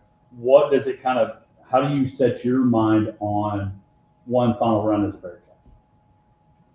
It's just something I've always wanted to do. They had that state championship run when I was an 8th grader, so I wasn't a part of that. I mean, it's always been my dream to go play at Jerry World. I mean, just trying to go get that done. And so what are some things that we see in towns, you know, I always think of towns like y'all that have become very competitive. I know, and I don't know if this will be flattering or you may not think not the same, but like, when I think of the runs y'all make, I think of like creating that success that you've done at Hawley, Mitch, with, you know, Canadian and Albany. There's certain schools that's their expectation is to make that run. And so, again, I'm not saying it's the SEC of football, but your district is no walk in the park. Talk about how you get ready for that, and I know one of the big things at school, Hawley size, or really even a couple of classifications bigger. Healthy is the biggest thing. But what are some things you look that will be ingredients and characteristics of this team that can make a run that Camden wants to see? Well, you know, when I first got here, you know, 13 seasons ago, that's what you would hear about is the Albanese and the, you know, the Cisco's and people like that. And even Hamlin was they were in kind of their little run stage, and that's what you wanted. You wanted your program to be in the same sentence as those guys. And, you know, there's some great coaches, you know, that have been through those schools, and you just want when your name's in the same sentence as those guys, you know, it means that you kind of, you're on the scene, I guess you could say. But this year, you know, we've got a lot of guys that have played a lot of minutes. You know, we've got a lot of our line, especially, is a bunch of guys that played a lot of time as their freshman and sophomore years, and now they're juniors and seniors. So we're just hoping that experience and the playing time that they had the last few years, you know, helps us out this year. And our district is I mean, you can't take a game off in our district or you'll be 0-1, or, you know, so we're gonna have to bring it every week with our district. And some miles, you get to go. Y'all get Hico at home. No, we play at Hico this year. So a bit of a bus ride there. So Camden, let's talk about as the tight end. You know, I'm not saying you got to get emotional like Terrell Owens did. It's my quarterback. But talk a little bit about your role as a tight end. You're not the quarterback. You know, Keegan was the quarterback throwing it to you, but talk about, you know, being that person and what kind of connection have we had this summer with. So who's your quarterback this year? Jagger Wiley. So talk about what kind of connection you guys have and worked on this summer, because you can run for routes as a tight end, but you got to have it gotten to you. So how's that been this summer? Sir, it's been good. I mean, we've played golf a couple times. It's like the NFL guys. Hey, go play golf after. He beats me every once in a while. I've got him on the back nine once, but There you go. I'm not much of a golfer. But it's been great. I mean, he's a great kid. Do you ever think about just disking the golf ball and see if you can beat him? I probably could do that better than I can hit it. So it's the senior year. Is there any, and I don't know if mom's in class or mom's listening, but are there any, do you as a dad, do you think are going to be the last first or the first last that are going to be toughest for you? Or do you try to just focus on let's play football and don't worry about the other? Yeah. How do you separate? Because Mike Reed was in the same situation, and now he's kidless as far as at Gordon. And he'd always say, I'm trying to figure out how do I still be the coach and the dad at the same time. Yeah, that's a big time deal, you know. At the point you want to just concentrate on playing football and trying to win games, but at the same time you need to take some mental notes and remember stuff. You know, that was kind of like the first year we played at state. It seemed like it went by so fast you didn't even really have time to enjoy it or look back or whatever. And since that moment, I've kind of made myself step back and just kind of soak it in and take it in. And, you know, that's what I plan on doing this year, is just kind of sitting back and taking some mental pictures of watching this guy play on Friday nights. What about you, as you're the last Ables in your run? Is there anything that you look at as my last first or first last that you look at as you get ready for the senior? I mean, I'm just excited for the last year. I mean, it's gonna be fun. Got to be a fun year. Got to make the most of it. Can't let it just fly by like I did last year. Well, and I think your dad. How old am I now? I'm 48. How old are you? 50. All right, so we're about the same age. Well, we can tell you this: enjoy it, Sure. because I can't go play basketball. I did play basketball against your dad in intramurals. Who won? You didn't know who won. That's my humble brag. My golden ticket, for those that are listening to Hardin Simmons, Mitch Abel needs to be in the Hall of Fame at Hardin Simmons. I punched my gold ticket for that too. But it's to enjoy it, every bit of it, because before you know it, it's over. And you can attest to that. You and your both was about to be empty nesters. Tell our listeners, we got about 30 seconds, what you're doing. You've already made a commitment post Holly, where you're going. I'm committed to Tarleton. Right, so to play football at Tarleton, which won't be far. Maroon just now goes maroon to purple. You can make it dark. Yes, sir. All right, well, there you go. Mitch, guys, you kick everything off. Oh, nice opener. Albany, there you go. Nice little opener at Albany. one of those programs, again, that Coach Abels, and I can say this, we've been friends a long time, leads the right way, does things right, but has brought the program of Poly to a place that is respected across the state. So we appreciate you guys taking time. We took advantage because from here on out, you got pepper rallies, so we couldn't get you. So appreciate y'all coming in. Thanks for having us. All right, go. There's the Abels. When we come back, we're going to go straight to our Phil Yates interview. Again, ESPN NFL insider Phil Yates right after this. Great job. We should have got our mall walker. I took a good picture of y'all three and then one of just y'all two, and so I can post that. It looks good. Yeah, so I'll get it posted. I just posted something else, so I got to wait a little bit, or Facebook will flag me. So, but yeah. Man, appreciate it. Yes, Thanks, man. that was Y'all did a so good job. It good. was good. Good job, Candace. Appreciate it. Good luck, guys. Yes, good luck. I know. Yeah. Good luck at Tarleton. That's Thank exciting. you Good very to see you, Mitch. Yes, good to see you. Bye. Have a good day. You too. So this interview run to the end of the show? I think it's just 15 minutes. I think it's just the next segment, and then we'll wrap up. Yeah. Yeah, it varies because it's a good thing because we have great sponsors. All right. They're so cute. Father and son. Big I'm like, guy. yeah. I was like, I would not want to get tackled by him. It's a big kid for Holly. Yeah. And what's comical? I'd love to is watch that game. Keegan's worked really hard. Probably 6'4". I mean, yeah, like he is But stout. Keegan, he goes to Hardin Simmons. Yeah. And he is not as big as Kimber. Yeah, no, It's a big kid. very, yeah.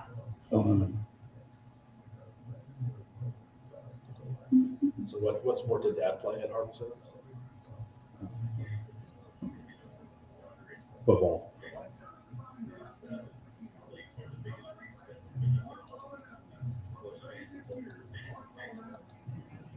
I got this posted. That looks good.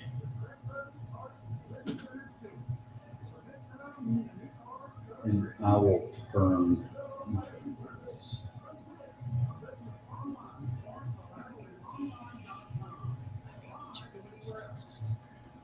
Do you like how I named you Bradley E. You just like did, on the yeah. spot? I You hope hit you're me- okay. You hit me with the Brad Lee too. That's like my mom. I was like, hopefully he's okay. It's 7 o'clock in the morning. Josh is Joshy. I just have nicknames, for my peeps.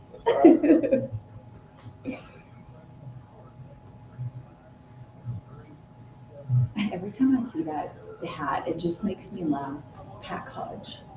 Like, it's so funny.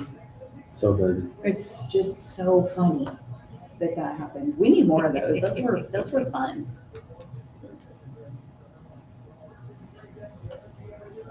I thought we covered some good stuff on their gamut of Mhm. their season, being senior parents and dads. Yeah, no, it was good.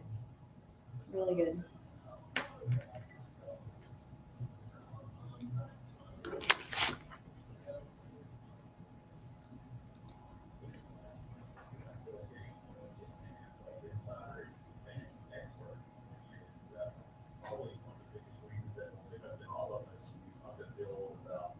Fantasy football, a lot of these things on Coach Fantasy Focus Football. Some previous episodes that have been on quarterback tiers and of course how to dominate 12-team PPR. Be sure you get that one if you're in that league. Those tiers help us with that. So Phil, I appreciate you taking time to join us. I got my tablet slide behind me to remember our trip. We got to go to Bristol this past summer. So local stuff. I appreciate you taking the time. Absolutely, yeah, I love travel. I don't play as long. As a fan, I enjoy it here. Close to the game now, great attitude, unbelievable stuff. There's a shout out for you. And, well, I certainly love. That's sweet. My mom used to. She was That's a lot more, but when she was alive, she would allow to watch, and it was sweet whenever I was going through some of her stuff after she Well, passed. and again, we had a great time up there. Whenever she was We brought to eat with us, Texas, and going after this. it was, and so Kind of like hit me. we'll just kind of start there. turning to She was ESPN trying to make sure that trying to do all yeah, it was sweet. a Yeah. lot fantasy focused podcast. Of course, they got to dig into the draft coming up on the 25th, where you'll have different folks there. And so, let's talk about that. Did you ever think, was this your goal to get at ESPN? What was that? Yeah, first of all, yes, I apologize for the language. We are at a line change of shows right now. I wasn't anticipating. I got to get home days, so I realized that. Right. I don't know if it's this. You know, I would say, I thought I was going to talk to you about getting to the scouting for coaching. And I was got coffee there, get to the team for back in the day, kind of an amazing time. I was just like, college. I didn't ever really study sports journalism, or the idea of becoming a television podcast person was not really on my radar. But what I think I have realized is just that, you know, some of the traits that I learned in both scouting were applicable to the world of sports media. So I started taking the bits and pieces of things that I've learned like at various stages in my career and applying them to what I do today. And someone said it once, and said wisely, talking about football for a living beats working. So Yes. we don't complain about it. We have a great time and a great opportunity to do it. Well, and part of that is, again, doing it for a lot of the ESPN family that gets created there. And I do want to touch on it because you, Chapin, did I say it correctly? Jacob, but he gets Chapin. Yes. Okay. And Laura and Josh, y'all are kind of doing life together with kids, kind of course, Reese is probably Jack and Reese and your kids. And what does that mean, being able to be in the same profession, knowing what everybody's going? It's really sort of a relationship with most grateful for, a relationship with the Rockets family. I think a lot of American knows Dora, see the way she carries herself, her remarkable talents, and her grace and her dignity. And she found her perfect match in Josh, because I would say those traits apply to one of my closest friends in the world. He's A+ off the charts father, and their two children are close enough in age, our now 3 children, which is so crazy to say, as I recently had my 3rd child. And it's been so fun to see them grow up and have experiences together, and it allows us the opportunity to spend a ton of time together outside of work, and not that we don't love what we do, very much heartbreaking for what we do. But that companionship is real, and there are traits that my children see in their children, and hopefully vice versa, that they really admire. And spending time around Reese is kind of the MVP of the kids' career. There are things she's teaching to 4 younger kids that are to me valuable. And I think as a parent, you come to realize that there's really a greater joy of seeing your children experience joy. And the way in which my kids light up when they see Reese and Jack is really special.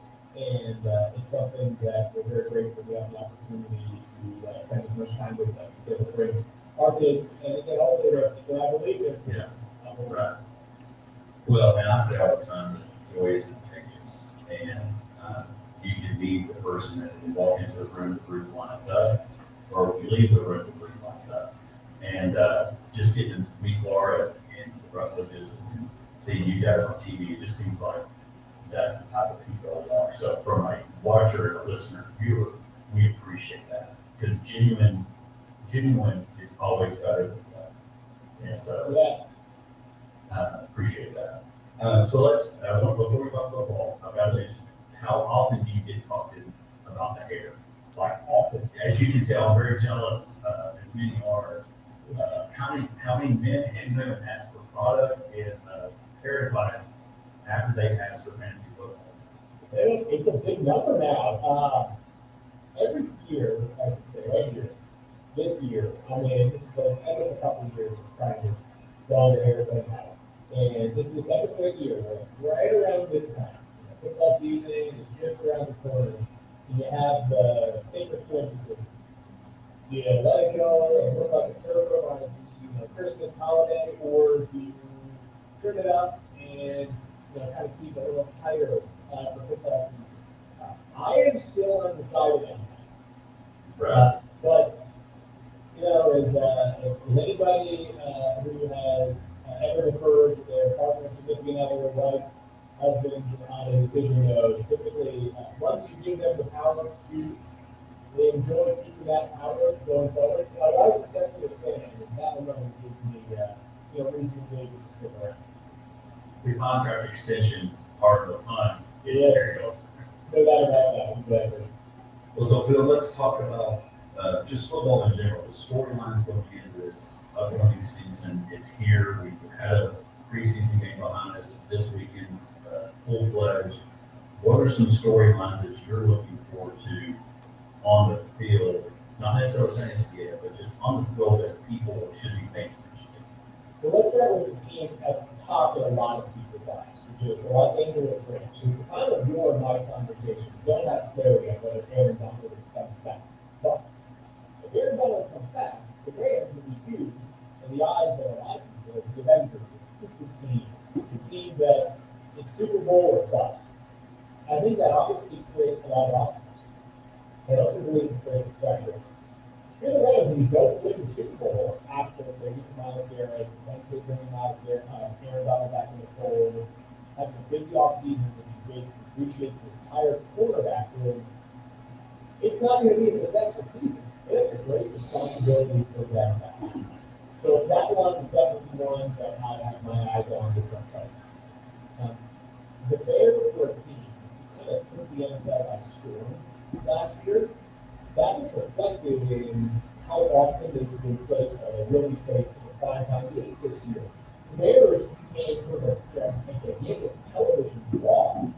The other day, you and I had this conversation, Right. Christmas Day schedule. And I was going back to look at the NFL schedule, and once again, there are the Bears playing there on Christmas Day at home in Chicago. It should be fairly full, but it would be a beautiful football afternoon there. That's a team that I think has a high upside. It's an amazing coach and quarterback combination.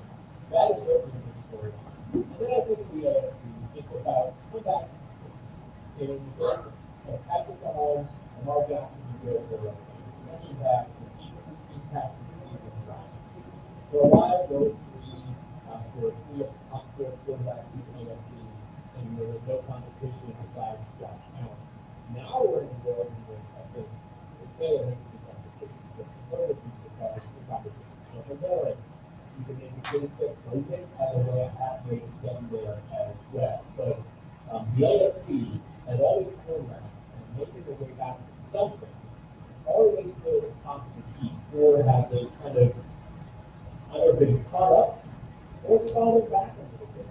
And all of a sudden it's not four quarterbacks at the top, but maybe it's seven. Well, and I think, and again, ESPN's Phil Gates joining us, I think Patrick Mahomes has the opportunity. Does he do exactly what the GOAT did? Win a couple Super Bowls, get hurt, and have a chapter 2. Will he be able to do that coming off this injury with Kelsey, a newlywed, but plus in age? I think he can, again, that's another fine. Of course, here in Abilene, Texas, a lot of Red River fans became Kansas City fans. And so I think that's what everybody's curious. What kind of homes are we going to get for this year? Totally, it's a big question. Because, there's plenty of evidence coming back from these stuff that injury themselves, culture themselves, maybe even better than Adrian Peterson was sort of sets the bar for how players recover from ACL tears. That being said, it's not nothing, right? I mean, it's not like you're back from, hanging or stuff. No, you're back to something dramatic. And on top of that, the Chiefs roster is not the same level as it was prior to this injury. And really, like 2 or 3 years ago, they were playing back-to-back Super Bowls in the sure. This team has suffered a very real problem in the NFL, which is sustained success is the difficult decision. You've got a lot of good players. All of a sudden, you got to pay a lot of guys. All of a sudden, you can't keep everybody. So the Chiefs are kind of in this big shaking stage of their roster construction, and we'll see whether they can accomplish what the Patriots did, which was reinvent themselves in the second half of their century. Yeah. And I think one more for us, Cowboys is Christian Parker. And again, he signed us talking today, Quinn Williams signed a big deal. Yeah. And Christian Parker takes the Cowboy defense to another level. Again, that is our interview with ESPN's NFL Insider Fantasy Football, Phil Yates. That is part one. We will continue that interview. Again, that's our interview with ESPN's NFL Insider, Phil Yates. We will continue. That's part one. Talking football next week. We'll talk Dallas Cowboys. Did you cut a little brief part of that? What his thoughts are of the Dallas Cowboys. A couple other things, and then plus, of course, his fantasy football advice next week. When we come back, we'll give our storylines, NFL storylines, Cowboy storylines, more Hodgepodge, sports life, and everything in between right after this. Your laptop, TV, mobile phone, or devices. You might say your Touchstone Energy collaborative. All right. Boom, we're back, baby. This goes pretty quick, actually. It goes so fast, especially when we have like back-to-back guests. There's been some shows It gets like real time. 3 or 4 like guests back-to-back. And the other deal is it's not even football season. I know, it's, yeah.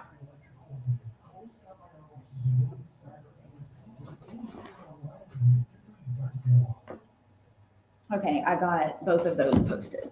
I wonder about that.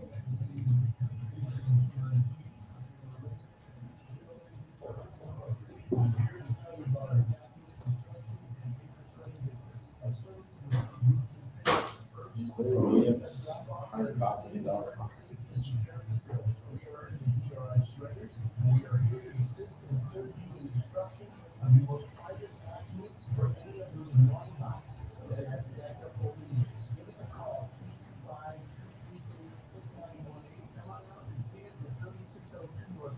You heard Jim that the Cowboys return to Super Bowl 40. Sure he likes.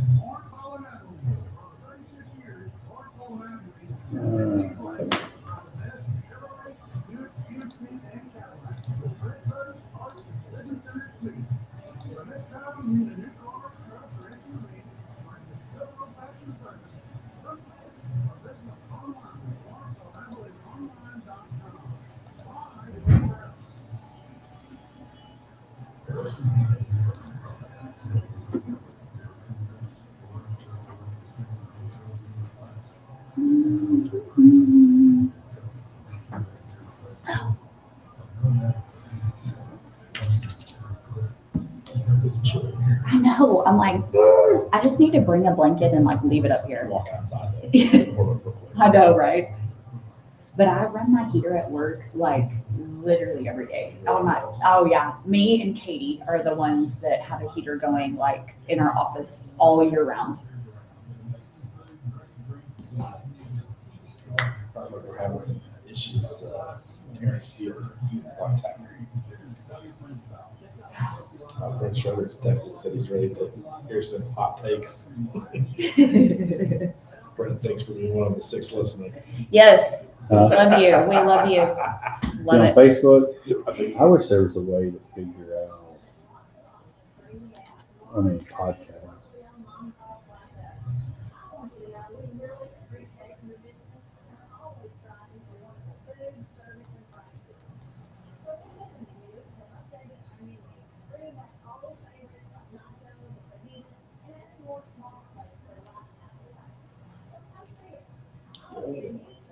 Yum, yum.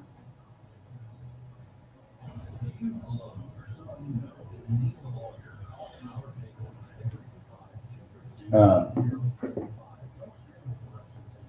will tell you, I am curious.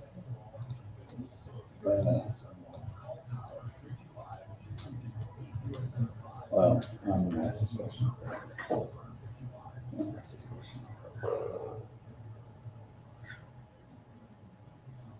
I guess my mom was also one of the 5. Huh? I gave Brent a shout out. She should let her give her a shout out. Yeah, Mom, give Mom a shout out. We love it. The best part is like, we've talked about this before. Sometimes I'll be out in the wild, and this happened to me in the Buckle. This has been a while, but I know of random places. Yeah, and I was talking, and they were like, "Your voice sounds so familiar," and I was like, "I Again, we appreciate Phil Yates, ESPN's Phil Yates, NFL Insider Fantasy Expert. Part 1 of that interview you heard just then. We'll have part 2 next week. And those of you that are getting ready for your fantasy football draft, you can take some of his advice on who you should draft, not draft. I asked him storylines. Some of his storylines were for the upcoming NFL season. Again, last night we had NFL preseason games. Some people playing that you may not thought of. Joe Burrow played a little bit last night. The Bengals win 16-14. Steelers big win over the Packers 29-9. Colts in a 13-13 tie with the Patriots. Cards 27-14. Interesting part about that, Fernando Mendoza does play, throws a touchdown pass. Kirk Cousins played 5 for 6, throws a touchdown pass. And then a couple other games, Chargers, Texans, and Titans, 49ers winning that one, and Chargers winning the other.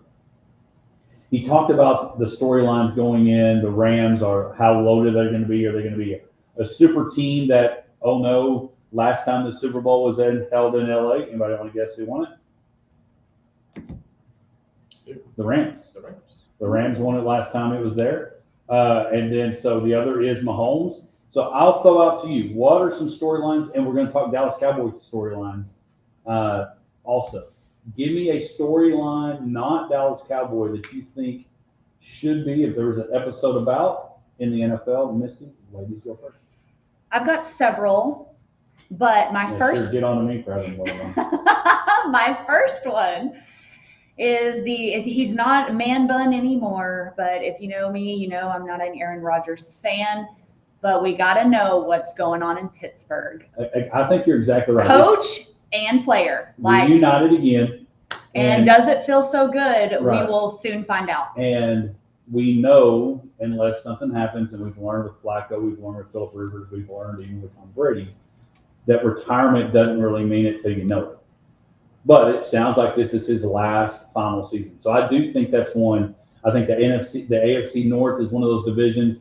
New coach in Baltimore, new coach in Cleveland, new coach in Pittsburgh. The only one that doesn't have a new coach is Cincinnati, and their storyline is Joe Burrow. And is Zach Taylor's hot seat going to be so hot that it fires off, or is it going to be cooled off because Burrow plays like everybody thinks he should? So I think the Pittsburgh Steelers, Aaron Rodgers is very much one. 42, he'll turn 43. I think so. I think that's right. Yeah. So do you have a storyline, Brad, of? Well, I think Missy touched on it a little bit, but Patrick Mahomes and the Chiefs, they've been hot for a long time, and they've kind of cooled off. Fizzling out a little bit, Kelsey is, Newlywed. Right. A lot of things. Swift, right? Yeah, to the Swifts. To see if he can have a comeback and get to his place of prominence again is definitely one of the highlights that I'm looking for in the season. Obviously, I know we'll talk on the Cowboys in a little bit, but I'm always, hopefully optimistic at this time of the year, being a Cowboys fan for life, and excited to see if maybe they can overcome that, the issues that they have plagued them in the past, but hopefully optimistic. But my non-Cowboys one is, I agree with Phil in that the Chiefs and the Rams are they. But I've got twofold, so I'm going to punch a couple tickets like you. One, will the quarterbacks that have not got it done yet step up? Josh Allen, Lamar Jackson, Dak Prescott. Will they take that next step to? Because if you look, and Dan Orlowski put out rankings, if you look at the rankings, the ones that are at the top haven't won one. And can they do that? Can they take the next step?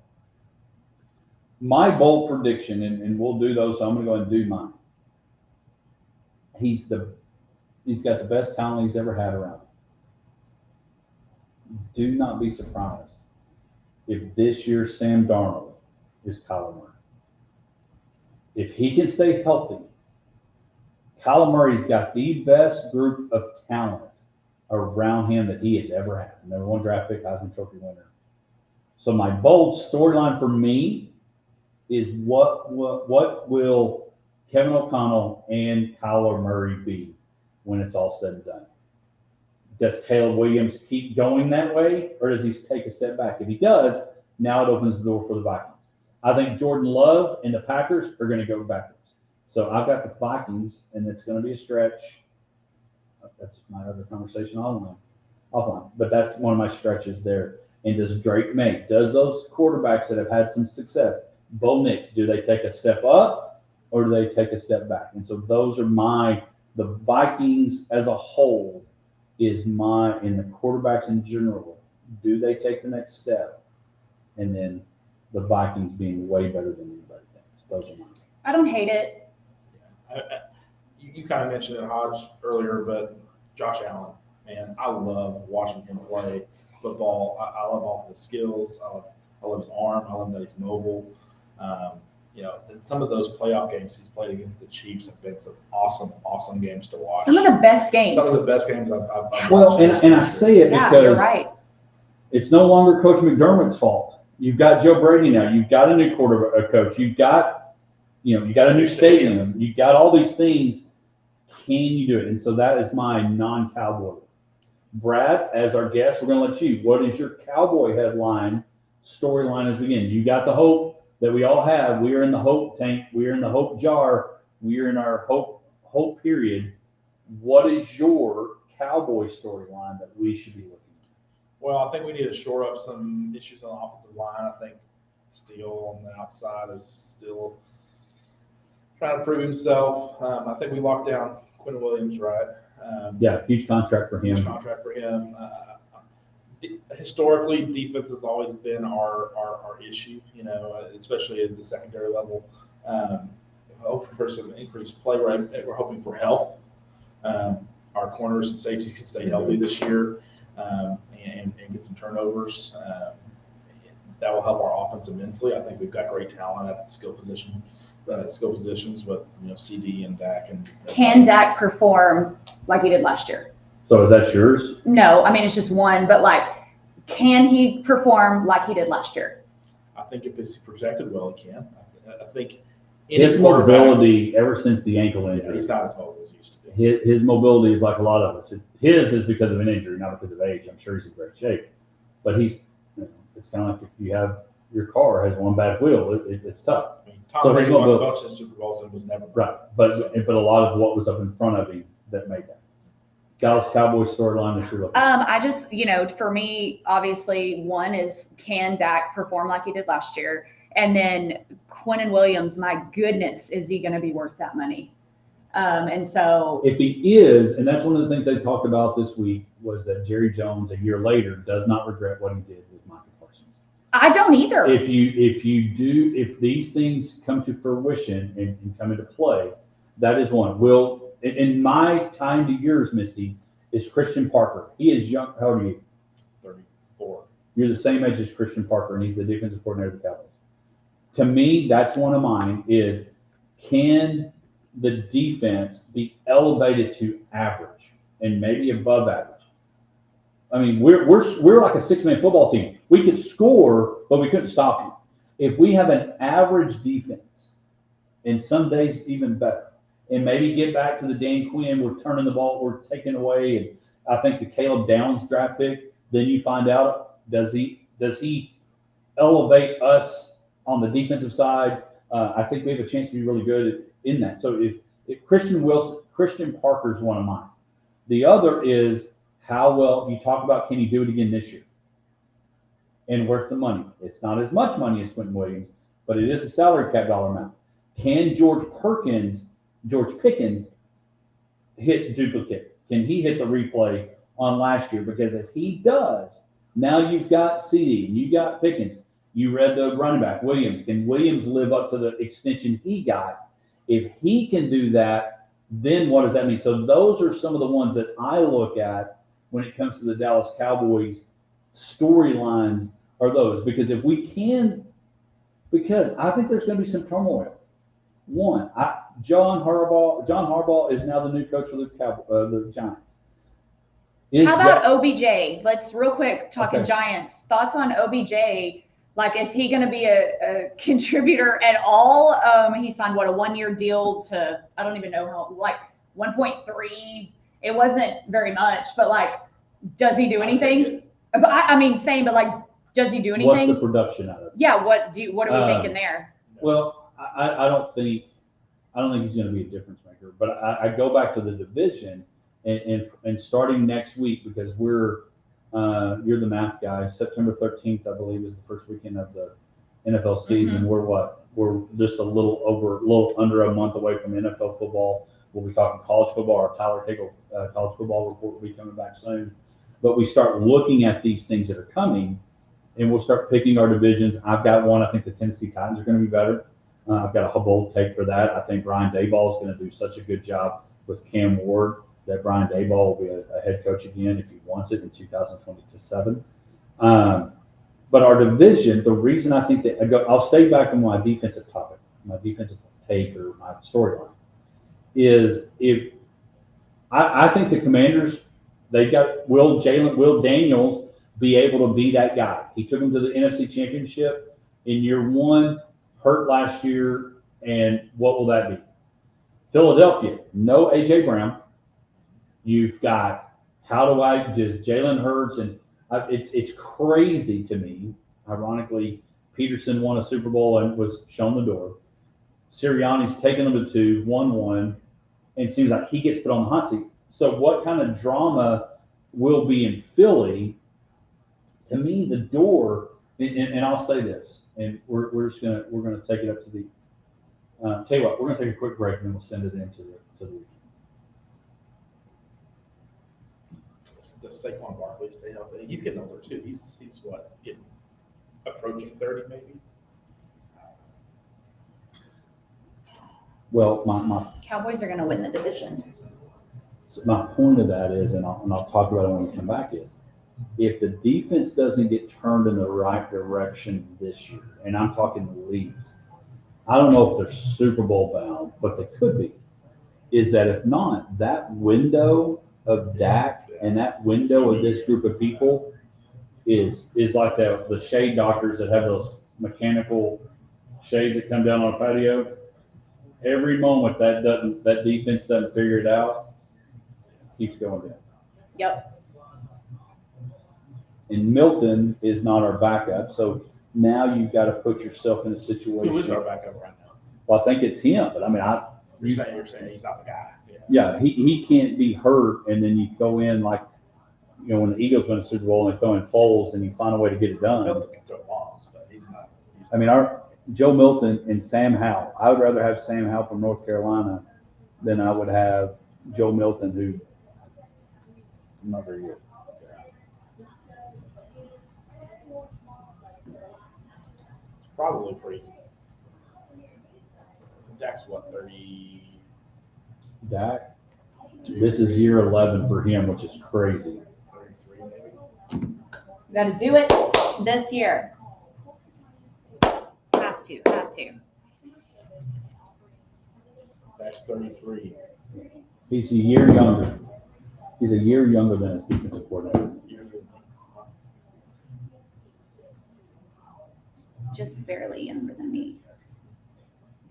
A lot more than 35. I would be too old. For a couple more days. I'm sad. Mine starts with a 4 now. Ooh. I know, right? Yeah, That's how I feel. But we don't look. Our old doesn't look like the old before. I don't feel like I look 41. Have you seen the pictures of Clyde Drexler when he was like 28 years old? He looked 40. He looked like 50. It's crazy. Yeah, I just don't. I don't think so. I think I look like 35. Yeah. I mean, right? Thank you. All right, we're getting ready again. Thank y'all for picking 7 to 9 on 106.9 The Country Giant. This starts your Friday. We appreciate Seeger coming in. We appreciate the Ables. Don't forget you can download, subscribe, rate, review. Check out the podcast if you missed any of that, or if you want to go back and hear about the golden ticket and punch it and all the things and all the other fun. I ran into the girl that we saw at Mulligan's Bash and asked her if she listened to the Potty Talk one, and she did. She's the one that came and asked us a very awkward conversation. But she said she did, so that's cool. Yeah, but I was talking about the reason why I thought that the NBA my storyline with Dallas Cowboys, going through storyline again, appreciate Phil Gates as well, is the window for the Cowboys is starting. If the defense doesn't make that progress, and it needs to make a large leap, not just a step forward. I mean, we've got like Mario Brothers or that could be the difference, because not that window is starting to close on this bag of talent from Dak, CD, Pickens, because after this year, he's either staying or going. Pickens, Jake Ferguson, Williams can't be that much longer in the life of a running back on the field. And so that is my storyline. Will the defense, and I've got Pickens and Dak as well as part of that too, and we'll talk more Cowboys as we keep getting closer, but them being the difference. So that's my thought there. Heading into the weekend, Brad, did you have fun? I did. I appreciate y'all for having me. Yeah, it was good stuff. Seeger was good. I enjoyed the Abel's conversation. Just knowing that, like it or not, it's your last one with your son and your coaching, and trying to keep all, as you say, the feels harnessed in, but still do your job. That's got to be tough. Like coaching your son, like, I don't know, that's got to be tough. Well, and my thing senior. is, and as good of an athlete as Camden is, probably has a bad day. Oh, well, yeah, Well, exactly. If a kid has a bad day on the field, normally they just go home and their parents are there. He's going home and the coach might have yelled at him as his dad that was yelled at, or corrected him. I'm sure there's no yelling. But, and so be interesting to see what kind of run they put on, because he mentioned their district is tough. Cisco, Dillion, Heiko, not Anson, who we cover here on 106.9 Country Giant. They've been good in years past, and so we're getting closer. People have posted on our Facebook, getting close to football on the field. We are getting very. Oh, I'm so excited. Well, Another for college football Saturdays. Yeah, college game day, college football, and then before we know it, it'll be booked. And we've got games this weekend. The Seahawks and the Cowboys play each other preseason. Do you like? We mentioned it earlier. Do you like starters? Should starters play a little bit? Yeah, I think get some reps in.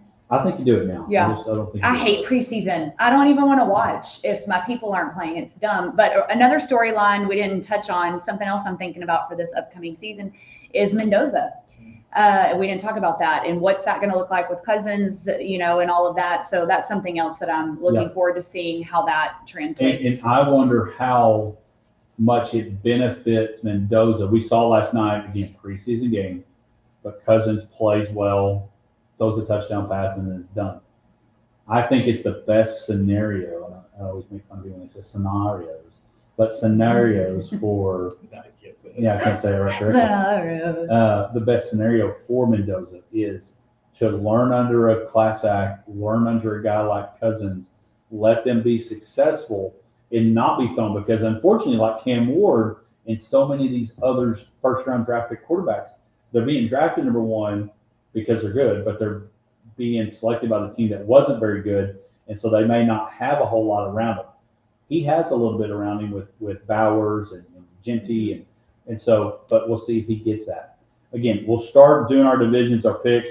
We're going to do a much better job of remembering who we pick. I don't care if we put it on the wall or where, because I always forget who I picked, but I do know. Don't forget, Kyler Murray, you heard it right here on August 14th. We'll be good. Brad, appreciate you joining us. Sir. All right, Misty, have a good one. Go find and see how many people know that you're matching your drink. Don't forget to download, subscribe, rate, review. A lot more great country music coming up right now. We'll see you next week with more Hodgepodge, sports life, and everything in between. Bam! Thank you, Bradley Yes, E. You're welcome. That was a really fun.